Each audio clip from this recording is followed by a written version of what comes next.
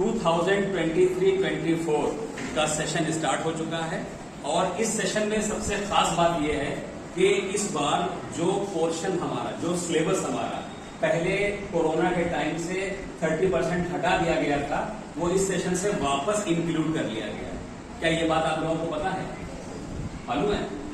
जो 30% सिलेबस हमारा हटा दिया गया था, पिछले 3-4 सालों में वो नहीं आ रहा था। तो इस बार से हमें वो चैप्टर्स भी प्रोज के, पोइट्री के, सप्लीमेंट्री के और ग्रामर के पढ़ने होंगे।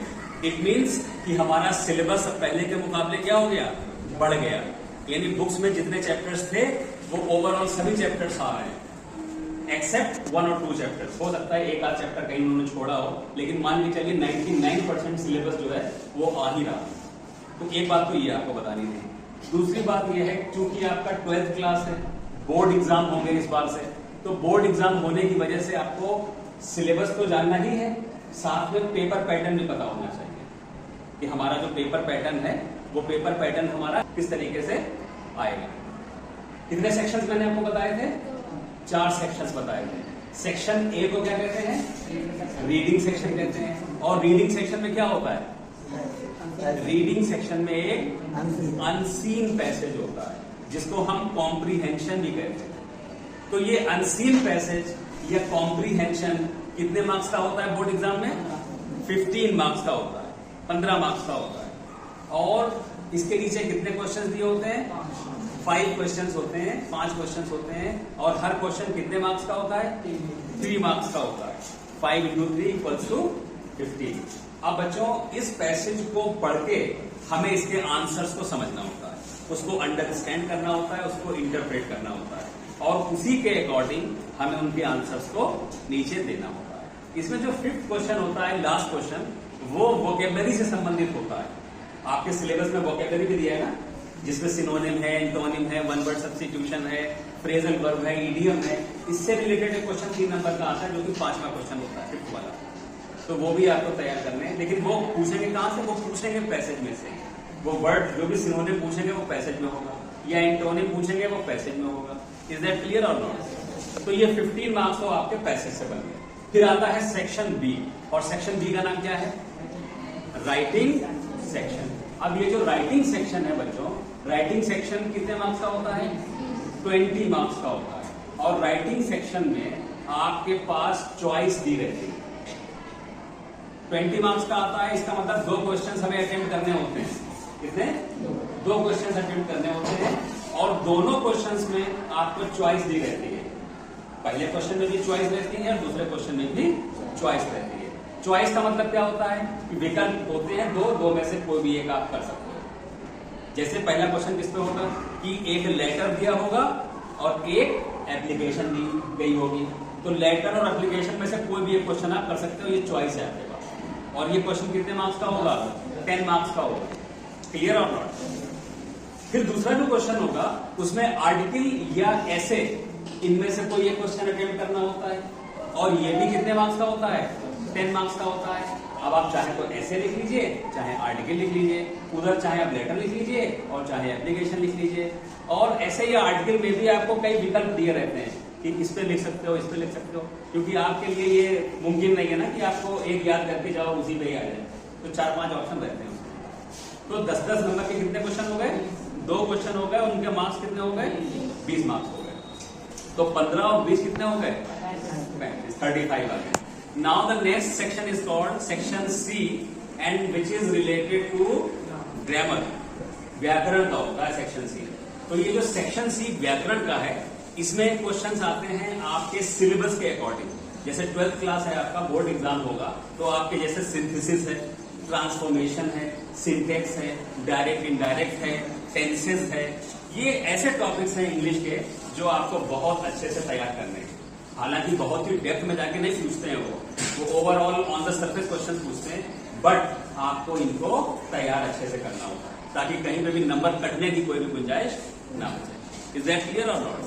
तो इन टॉपिक्स पे क्वेश्चन आते हैं, और जिनके ये टॉपिक बच्चों तैयार होते हैं ग्रामर के, उनके सॉलिड मार्क्स आते हैं। तो ये आपका कवर हो गया कितने मार्क्स का? 15 का वो था, 20 का वो था और 25 का ये था। तो ये आपका हो गया 60 नंबर का होगा। अब कितने मार्क्स बचे? 40 मार्क्स बचे। अब बच्चों ये जो 40 मार्क्स बचे, इसका कौन सा पोर्शन बचा है? Section D literature. लिटरेचर है 40 मार्क्स का।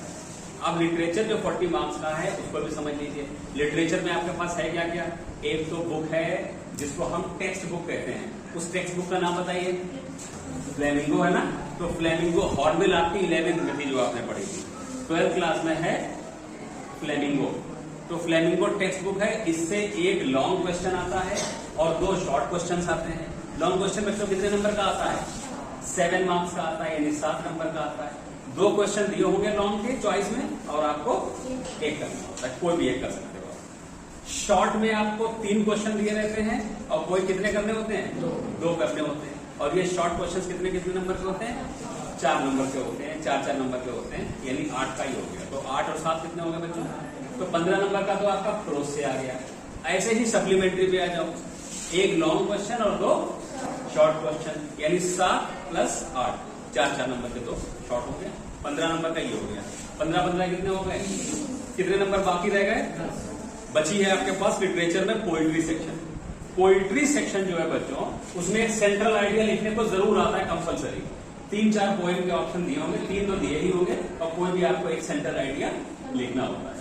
सेंट्रल आइडिया का मतलब होता है केंद्रीय विचार। आपको उस पोएम से रिलेटेड आपकी क्या समझ है वो आपको 4 से 5 लाइन में लिखना होता है। Is that difficult?